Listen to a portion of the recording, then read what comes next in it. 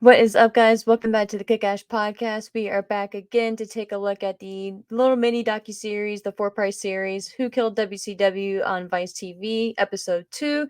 The title for Episode 2 is The Streak is Over. This is very heavily focused on Goldberg, so you know we'll be getting into some Bret Hart quotes, which I cannot wait to discuss and to reminisce on. But as always, guys, thank you so much again for checking out the show, for following, downloading, liking, subscribing, all that good stuff. I appreciate it. You can follow the show on Twitter at _. You can follow me on Twitter at ASHMANNS. But with all that out of the way, we're going to get right to the show itself. Again, this is episode 2. Episode 3 should be coming out, I believe they said Tuesday night at 10 p.m. Eastern time zone. Maybe 9 p.m. I'm not 100% sure. I'll get that pulled up here really quick. But I'm definitely looking forward to episode 3 because I'm enjoying the series. Like I said, with episode 1, I'm very surprised by how much I'm enjoying it. And I actually want to go back and rewatch the first 2 episodes again. Just to I'm just kind of like that weird person when we have one of those rare occasions now where we get a series that kind of spaces out and delays the shows and actually makes it weekly episodic television and not just like a Netflix release where you can just binge everything within a weekend, which I've done several times. And I'm not even ashamed of it. You know what I mean? Sometimes you just need to sit down and watch hours and hours of TV that really has no educational purpose, but it's good for your soul. You know what I mean? But yeah, so it looks like it will be airing at 10 p.m. Eastern. So check that out on Tuesday, June 18th. Again at 10 p.m. Eastern on Vice TV. And I love Vice. Like I'm pretty sure I mentioned in the last show and recap of episode 1. I just love that channel, man. They have so many different types of shows and just real and raw shows on that show. No pun intended. But definitely check out Vice if you have. I personally have Sling TV, so you can watch a good amount of things on demand too. So shout out to them and check them out if you haven't already. But getting to episode 3 here, again, like I said, the title of episode 3 in these series is The Streak is Over. So that should, again, give you a pretty good idea of what we're going to be diving into here momentarily.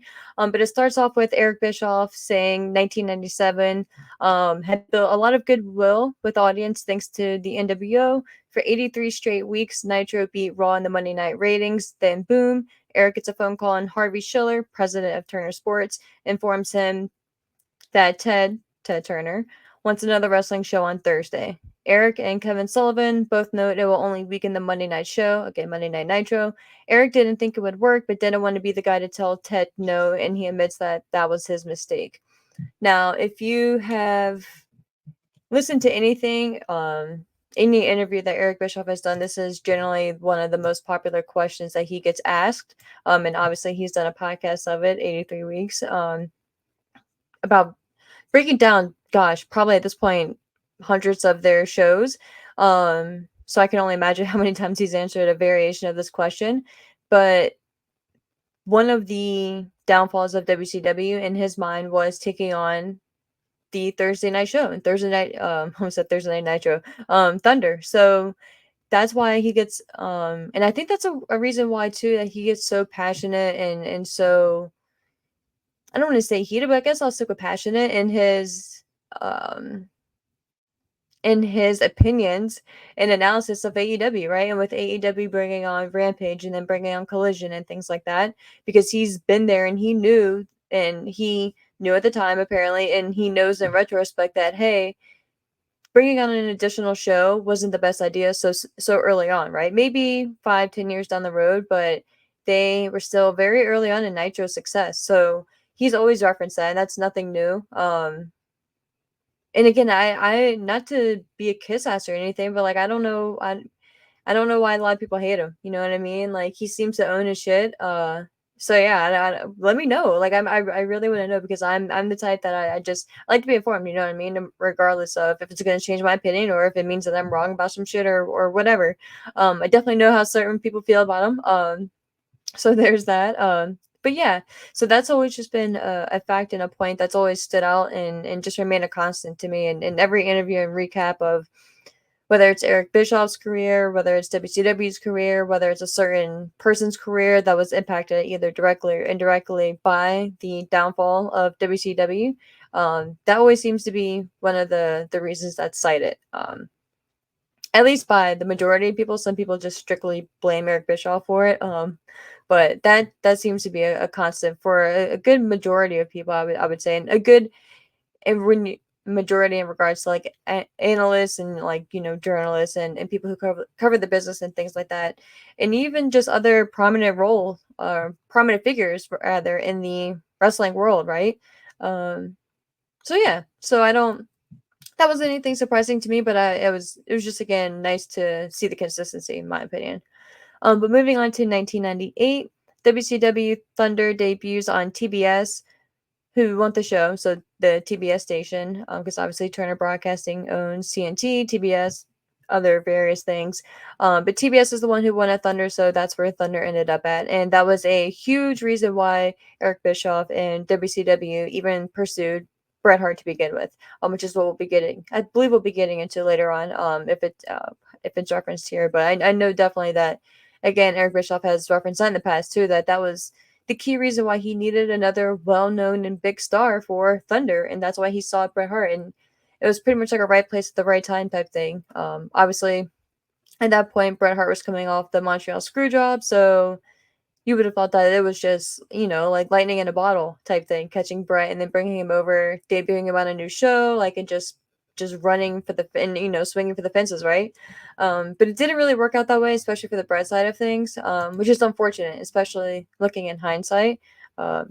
Everything's easier said than done, right? But in 2020 hindsight, but man, it's still just one of those things that I bet a lot of people would do differently if they had a way in a go back, right? In a do over, which I'm sure we all would for a lot of shit.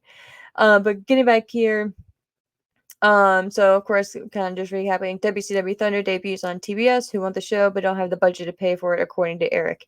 Instead, it is paid for out of WCW's budget. The challenge was audience fatigue as they saw too much of the same talent. Eric says he needed each show to have unique talent, so a type of brand. And again, before I should even continue, I would be remiss. The recap that I'm reading here, and again that I cited and referenced for episode 1, is the great transcription from 411mania.com, the article written by Robert Lady Jr. I hope I'm pronouncing your last name right. Apologies if I am not. I suck at pronunciation sometimes. So again, thank you so much. You did a fantastic job.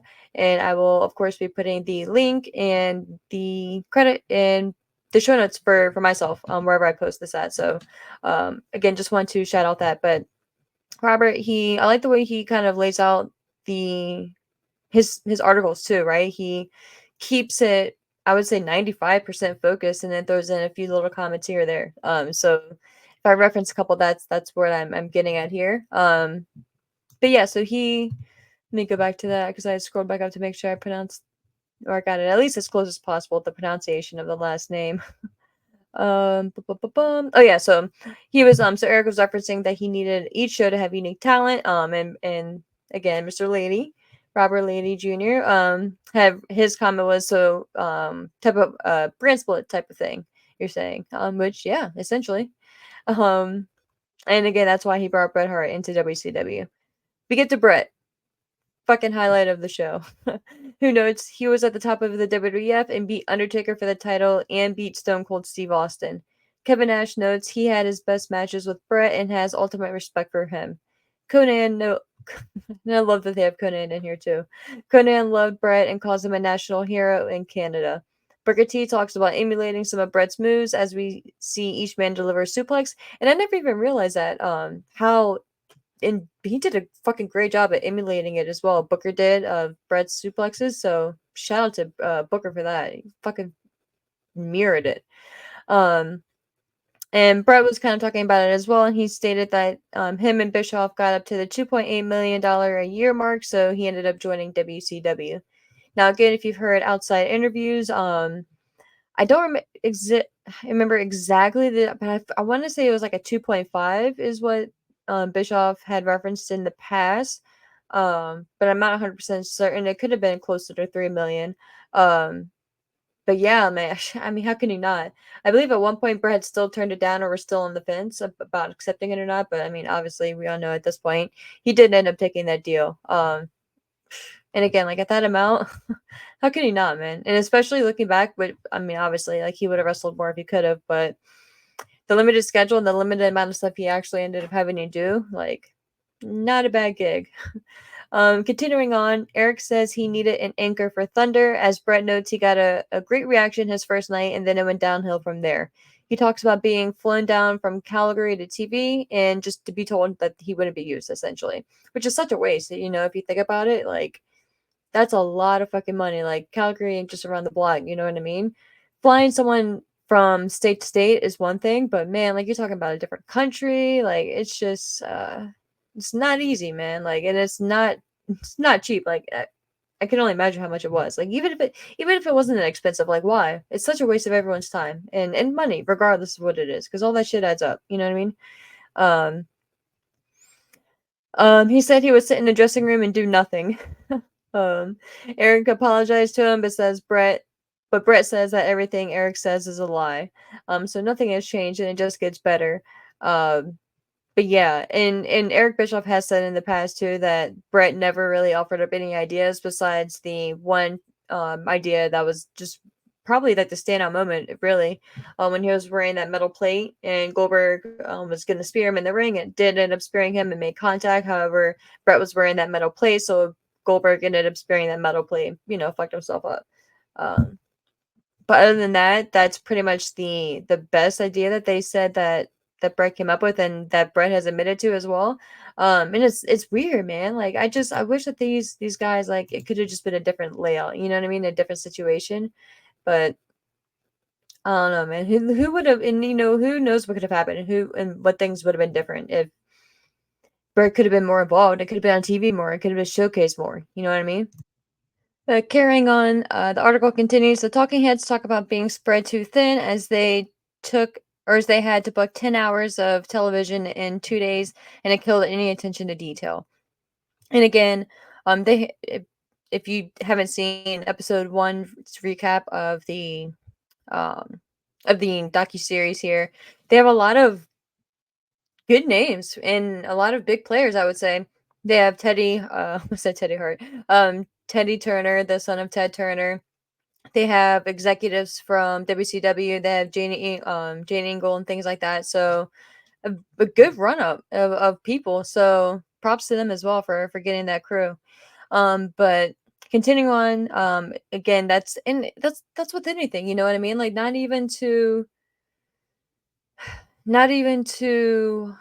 point blame or add any baggage, but it's within your job, you know? Like if you're just constantly working and working and working and getting no buffer and no refresh time, everything's gonna suck, or and at least everything is gonna be mid and everything is gonna be like passable, but nowhere near nothing is gonna excel. Nothing is gonna really be like stand out and be like, man, like that's fucking great. Everything's just gonna be like, okay. Like it is what it is. Um Nash says they didn't have finishes for certain matches and angles because it was time consuming. And then we see the Giant destroying the ring while Scott Hall, of course, sells it collapsing in on him, which was a pretty cool spot. Eric says the NWO was still printing money, so they doubled down and made the red and black Wolfpack versions and the LWO, which is kind of funny to see how what's old is new again, right? The LWO is back again on WWE television.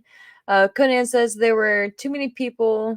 There were too many people in the factions, essentially, and can't you can't just hand out T-shirts. Okay, so there's too many people in the group, and you can't just be handing out spots in the group. Essentially, is what he's saying. Brett says all the matches were the same, and 20 guys are running for no reason. And I remember at one point he said too, like if you see one of the matches, you've seen all the matches on the card, which is he was right. You know, like, he was right. Bischoff says they lost their momentum and found themselves in a rebuild mode, which is sad. So within like a year and a half at that point, 2 years, going on 2 years at their peak, you know. Um, and then April 13th, 1998 is when things really Really, it's a pivotal point, really. Raw wins 4.6 to 4.3 for the first time since June 10th, 1996. That was the show that Kevin Nash had debuted in. Apparently it was just fucking crazy.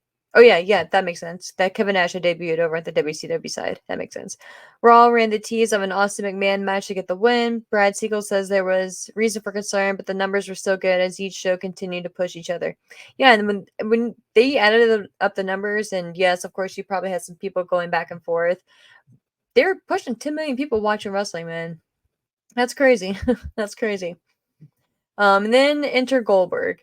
Brad Siegel says his eyes were on Goldberg. The man himself says he was born with something and the business was missing a character like him. Eric isn't sure if there has ever been a performer like Goldberg or like a here we go. I was about to say what is going on. The page just completely froze up. Uh, I'll backtrack a little bit. Goldberg says, I am the character. I am Goldberg. Eric Bischoff, says he isn't sure if there has ever been a performer, athlete, wrestler that rose so quickly as Goldberg did. Goldberg says he never wanted to be a wrestler and his dream was to play football, which it shouldn't bother me, guys, but that just always bothers me. Like, I appreciate and I respect the honesty, but like for whatever reason, it just always fucking bothers me, and not just him specifically, just in general, right? Like, I don't know what it is about it, man, but whenever I hear that, I'm just like immediately like, okay, okay. Like, I don't know. I'm not even gonna get into it right here because it could be hypocritical for a lot of reasons, but I'm just not gonna go down that rabbit hole right now. But every time I hear that, I'm just like, oh, like it just eats at me, man. But Goldberg continues to say he never wanted to be a wrestler and his dream was to play football. He tore his abdomen in 1994 when playing for the Falcons, Atlanta Falcons. If you're not from the U.S., it's based out of Georgia, and didn't know what he wanted to do with the rest of his life. He was depressed and he figured he needed to give wrestling a try. And I think that's the reason too. You know, like it's just the like you couldn't go back to football and you couldn't do this and you couldn't do that, so wrestling was the second option, third option. It's just like okay. All right, buddy. Um, Sullivan note again, Kevin Sullivan notes that he gave Goldberg the shorts, the black boots, and the tights look. So pretty much that all black simple look, aka like Austin. He made it so he didn't talk, and this was based off of Mike Tyson in the 80s. Goldberg murders people a week after week, and the crowd is loving every second of it. So they're showing clips throughout as they're kind of narrating along. DDP notes that they pushed Goldberg like crazy, and there's never been a push like it. Eric says the plan, yeah, it does whatever. Their plan essentially was to put him out there and have him squash people. You know, why would you want to mess with that? And it hasn't been done before, but I think they're gonna want to do maybe something similar to Braun Breaker on the main roster. Maybe not go undefeated, like Goldberg did, but just the domination and the dominant force type vibe.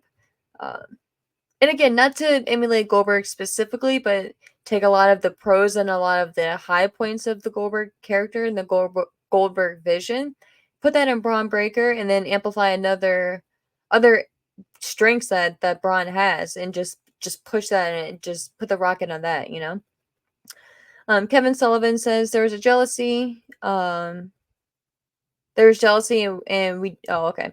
So Kevin Sullivan said that there was jealousy, and then the camera scene jumps to Kevin Nash. Bill's a fan, Bill's a mark, Bill's a football player, is what Kevin Nash says. Bret Hart says someone should have pulled Goldberg aside and told him it was pretend. Kevin Nash says this is a fucking television show.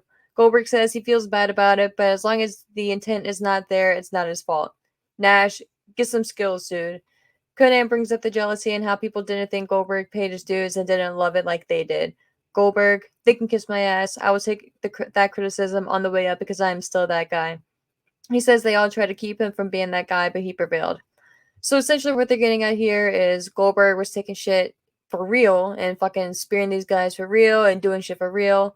And Nash is like, get some skills, dude, because the art of wrestling and the skill in professional wrestling is to not hurt your opponent, right? And to make it seem like you're doing X, Y, and Z, but you're really not. And it's very, very much easier said than done. I it's I dabbled like a couple hours in the ring once, and to tell your brain and to turn your brain off from naturally wanting to just grab someone, you know, and actually put strength and power behind it, and to not, and to just make it more of just like a handshake, or not even a handshake, weaker than a handshake, just like a, it's just, it's the craziest thing. And Goldberg clearly didn't get that. Just ask Bret. And yeah, and he's and it was the first time you really got to see like the cocky side of Goldberg, right? And the side of him that he really just didn't give a fuck, and he's probably just tired of defending himself at this point, which part of me gets, you know what I mean? But it's just something else seeing all these guys talk about this shit so many years later, and especially because they're at the point now in their life when they don't give a fuck. I mean, Kevin Nash showed up and did these interviews stoned, you know what I mean? So it's like, you know, they clearly don't give a fuck. But back to the recap here. Brad Siegel had stars in his eyes when looking at Goldberg. He thought he was the guy to bring in the sponsors and the advertisements. The kids loved him, and they loved that he was that he was undefeated. The kids loved his undefeated streak, and they showed some clips of Goldberg pretty much going on like some of the late night talk shows, doing some media appearances. I think it was on a red carpet at one point, and just, you know, like being a star, and just going out there and just hitting on the media and just being the dude. Back to Eric Bischoff. He is in LA and gets a call from Hulk Hogan, who says that he wants to wrestle Goldberg and put him over clean, which, just like that, out of nowhere, gets a phone call. It's time to do the job. All right. He told Eric the time was right and they needed to do it then. That leads to the Georgia Dome with over 40,000 fans on Nitro to see Hulk Hogan versus Goldberg for the title. Eric brings up that 10 million people in the U.S. watch wrestling between Raw and Nitro that night. Booker calls that that night the height of WCW. Goldberg stated that was the coolest shit ever, and again, hate on Hogan, or this is what the author is stating. Again, hate on Hogan, but he put over Goldberg clean as a sheet. And yes, he did, so props to that, but he knew what he was doing, man. They fucking knew what they were doing with that shit. And to have it so quickly and so abrupt, I forget what other documentary show it was on, but Goldberg had mentioned that he didn't like, he found out that he was having that show like via commercial or some shit, or he was having that match via commercial, and that they were doing it at the Georgia Dome and some advertisement and some shit. So, and he had to call and be like, "Yo, is this real?" Um, so, and whether that's true or not, I'm just saying that I saw that on it had to be some other documentary because I was watching it on TV within the last year or two, but it's just funny. The question is then asked, why wasn't this on pay-per-view, which is a very valid point. Eric says he was criticized for putting pay-per-view quality matches on TV, which is very similar to what we're hearing now in some other camps that are not WWE. Nitro was bringing in the ratings, but the issues were that the ad revenue didn't work with pro wrestling. So it was a show that brought in the ratings, but not the ad money that needed and that they apparently wanted um, for the wrestling show, and pretty much it was hard for them to get advertisers because wrestling was looked down upon. Goldberg says there had always seemed to be an ulterior motive which could lead to the destruction of your company. They really didn't give any answer as to why they did not put the match on pay-per-view. And then the author is saying he just assumes that was a ratings grabs, and perhaps they knew Hogan wanted to do it.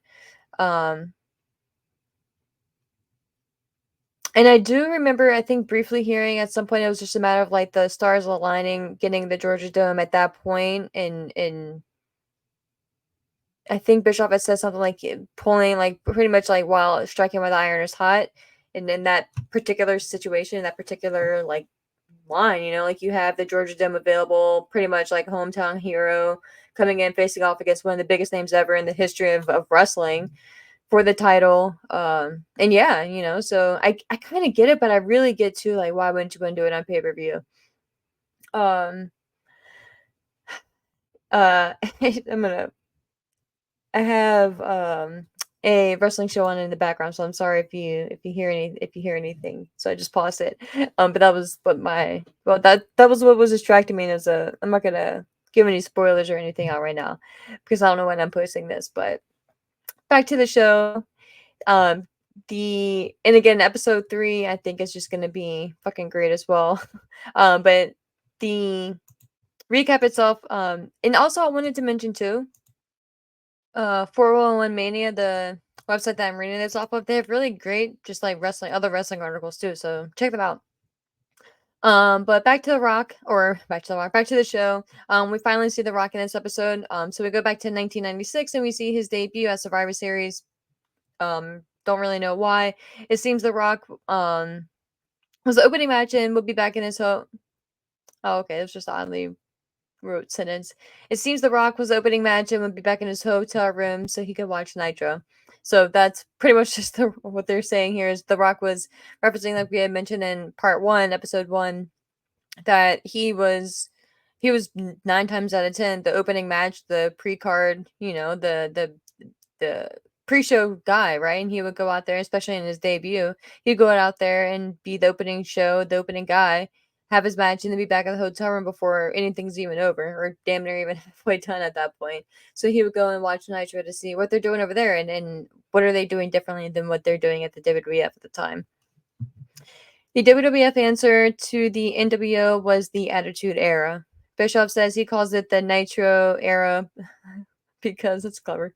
It's stupid and simple, but I don't know why it made me chuckle. The Nitro Era because they took the Nitro format, which they did.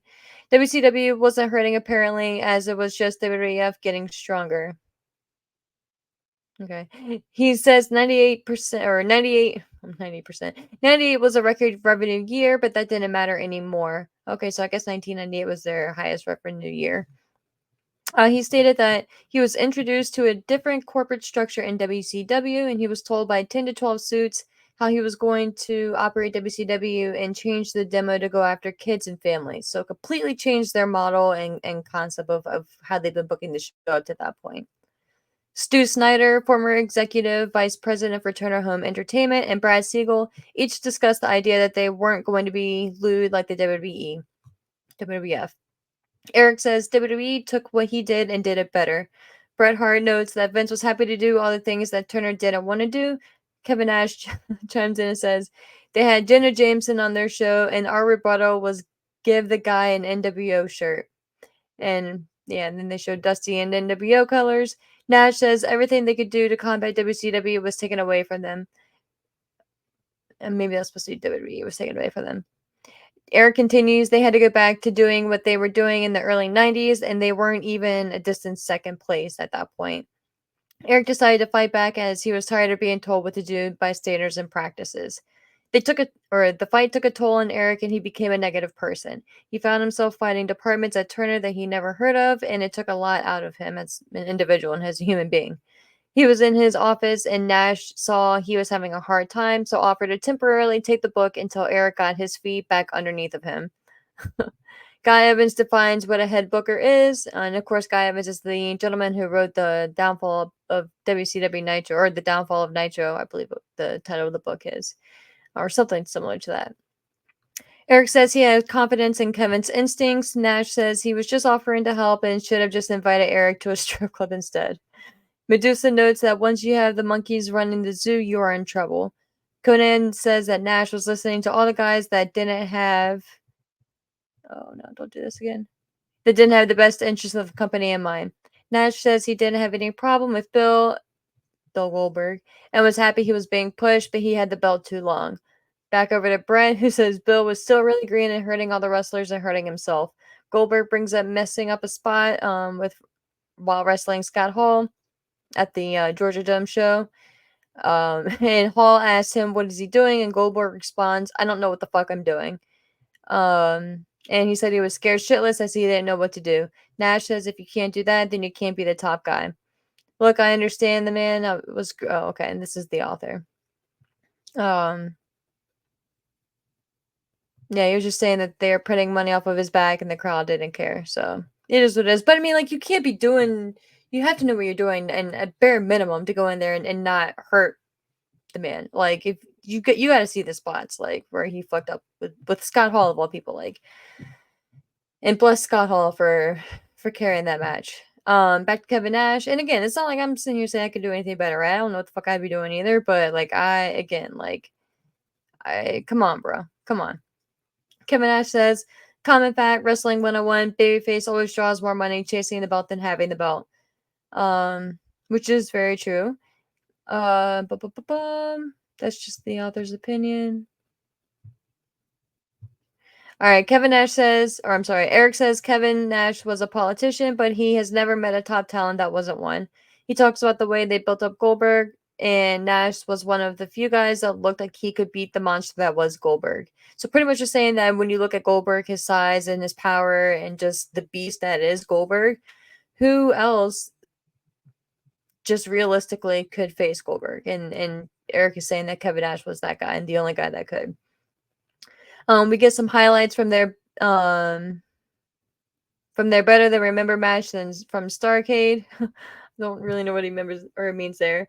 But Eric needed a creative finish to tell a story. Sullivan says the finish he wanted was for Nash to win clean in the same way Goldberg was beating everyone clean. Instead, we got Scott Hall tasing him and Eric breaks out laughing. He calls it a mistake. Nash brings up the pop from the crowd, though, even after everything happened, when Goldberg got hit with the power bomb and said that he's over as fuck. He being Nash. Goldberg says he questioned it, but he doesn't control that, and he went out there and just did his job. Guy Evans says there was no plan on where Goldberg goes from there, and the follow-up was not good. Fast forward a bit to January 4th, 1999. Nitro is back in the Georgia Dome, while Raw is taped with everyone knowing Mankind is beating The Rock for the WWF title. So, WCW has the advantage of not being taped, and their idea is to do Nash versus Hogan for the world title. Eric says they were creating the illusion there was issues between Nash and Hogan, and this was a battle for the NWO supremacy. This leads to the infamous finger poke of doom, which is fucking terrible. The author says he was 17 and he found it hilarious. Again, though, he was a Hogan fan, so seeing him with the title was cool. I personally did not see that live. I was on the WWF side of things, but looking back on it, it was fucking terrible, and I'm glad I didn't waste my time watching it live. Eric notes that WCW had chronic bad finish disease, so no truer statement than that. As noted, Raw had Mick Foley winning the WWF title from The Rock. Eric went back to his old tricks and had Tony Schiavone give the results away with his famous "that will put butts in seats" line, which is still just fucking terrible that he had him do that. The Rock laughs, thinking about it, and says Eric says a big chunk of Nitro's audience left. Yeah, I think he said it was like 500,000 people like turned the channel at some point, or at that point, which is fucking crazy. He admits it backfired on him in a huge way, and The Rock says they got a little lucky that night, and it was a real defining moment. Kevin Nash says, there was a lot of mistakes, but my check didn't change. Classic Kevin. Conan says they were their own worst enemies, and the Turner executives didn't want them, but they didn't do themselves any favors either. They get C-SPAN on the documentary as well. They have a discussion about a C-SPAN moment. They have a discussion about wrestling, and Siegel is asked if he is embarrassed by wrestling being so popular. And this dude got some props or some respect for me from this, so props to him for this moment. He says, and he tells them no, as they now have families going instead of guys in pickup trucks. That leads to a discussion if wrestling is classy enough for Time Warner. Eric says that WCW being successful was frustrating for some people as it was never part of their plan. WCW had prime territory on TNT, and other people wanted their shows to have that spot. He says they would move money from WCW to another division to make that look better and move losses to WCW to make it look worse. Siegel says it could have been made profitable if WCW charged a lot of money to carry their show, but the license was very low. He notes that it wasn't his decision. But it didn't wrap up here, but after he said like the family part going there and not just guys in their pickup trucks, he says, so no, I'm not embarrassed by it. And it was just nice to hear it and refreshing to hear it, especially from 22 years ago at this point. It's different saying and not being ashamed, being a big executive to stand up to people on the board or just not even on the board, but in a situation like that, in an environment like that. They were face to face all in a room, like in a panel type thing. So shout out to him and props to him for that. We get executives blaming Eric for the big contracts that he threw out there and all the guaranteed money. Eric talks about the ATM Eric moniker that he got and how that wasn't necessarily true. He was told by Harvey Schiller that he had been under a forensic investigation for misuse of funds. Someone threw out the idea that Eric was giving out millions of dollars in contracts to wrestlers so he would get a kickback. The investigation proved it was not true, but the idea that someone thought it was pissed Eric off, and he wishes he would have quit then. Back to Bret. Best parts. Bret says there will always be bitterness about his time in WCW. No telling. He claims they killed him off on purpose. That lets us jump a year later for Bret versus Goldberg in WCW.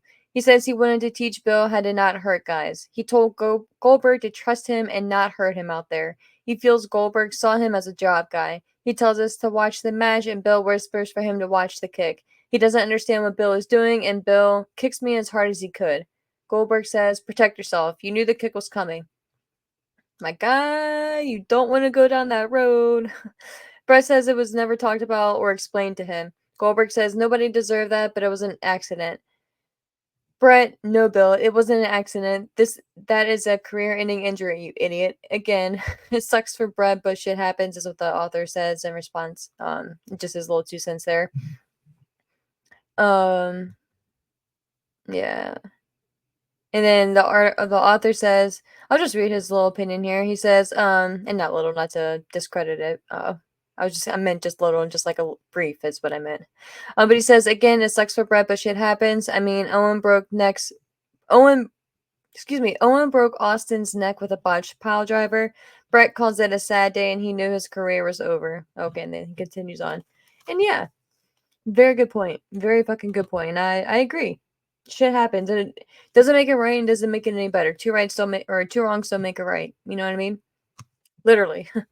um, Bret calls it a sad day, and he knew his career was over. Goldberg notes Bret's life was to be a wrestler, and he took that away from him. He has apologized and has been remorseful, but he can't do anything else.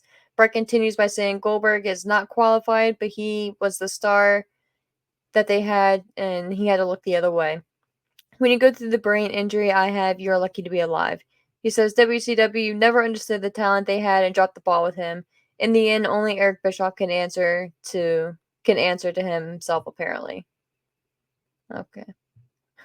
Eric says by the end of 99, he lost hope and was being disrespectful on purpose as he felt he had always had Ted in his corner. Well, the merger happens and Ted starts to lose power and he can no longer protect Eric, who knows he was out of ammunition. And then they show a clip for next week, which is Vince Russo in the clip saying, I was better than 80% of that roster, so get the fuck ready. Eric Bischoff says all the battling internally took the fun out of it for him. The summer of 99 was one of the worst periods of his life. He says he gets a call on September 10th, 1999, that he needs to come to Harvey's office. They inform Eric that he needs to go home. Eric says he has a pay-per-view on Sunday. Harvey says not anymore. Eric was confused but also relieved. He wasn't disappointed and he didn't fight it though.